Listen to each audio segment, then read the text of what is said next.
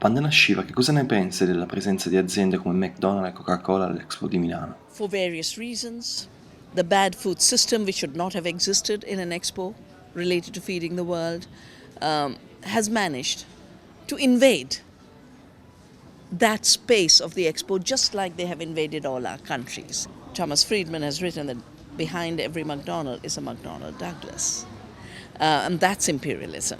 So that imperialism is being exhibited in the expo, which is the real world situation. You have a biodiversity park, you have Italian cuisine, and we have the golden arches and the red Coca-Cola sign.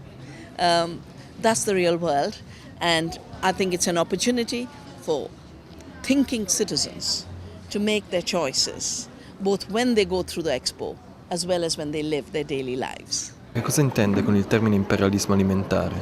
When I talk about food imperialism, I'm referring to the fact that the most non-sustainable food production model has been imposed on the world.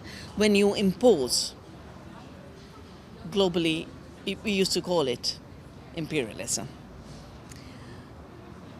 That a bad food system that's destroying both the planet and people's health, people haven't chosen it. And I also call it imperialism because it's a very important element of cultural imperialism.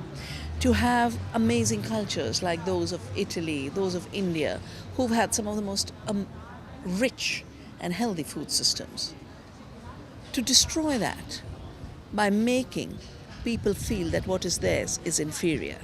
And a McDonald's and a Coca-Cola, which are sadly exhibited at the Milan Expo, that they are somehow superior, they're a symbol of modernity, they're a symbol of progress. How can humanity have been made so stupid that destroying their health is called modern and staying healthy is called primitive?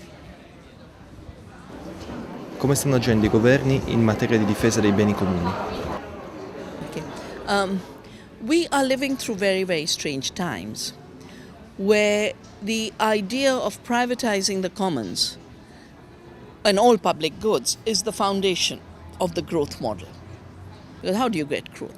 You take what circulates in society or in nature, take it out of that system through a process of extraction and exploitation, show that extraction and exploitation to be contributing to growth. What's happening with Greece is such a dramatic example of the dominant ideology of growth. Sadly, most governments have been made captive to this ideology. Because who advises them? People who've come out of that paradigm. They are the so-called economic experts. I would call them experts in ecocide, experts in genocide. They've become part of the process of the enclosures of the commons.